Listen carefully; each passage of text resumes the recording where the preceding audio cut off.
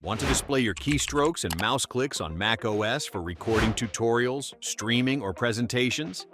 In this quick guide, I'll show you how to set up Keycaster, a free and easy-to-use tool. Let's begin. First, go to google.com and search for Keycaster. Click the first link to visit the official GitHub page. Scroll down to the Download section and get the zip file. I'll download it to a folder named Keycaster in my downloads.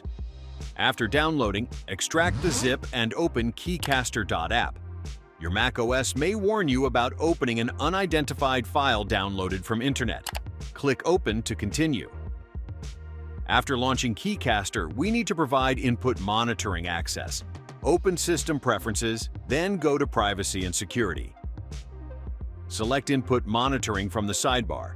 You'll need to click the lock icon in the bottom corner and enter your password to make changes. Now look for Keycaster in the list and enable its checkbox. This permission allows the app to capture and display your keystrokes and mouse clicks. Once enabled, return to Keycaster. Now let's customize Keycaster. Start with the General tab, where you can enable the menu bar or app dock icon and configure keys for toggling the capturing.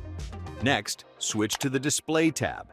Here you can select your visualizer style from default and svelte. Enable or disable mouse click events, choose what keys to show, adjust the font size, set line break timing, control how long keystrokes stay visible, customize fade effects, and change the background and text colors. Experiment with these settings. I'd love to hear which configuration works best for you. Drop your favorite setup in the comments below.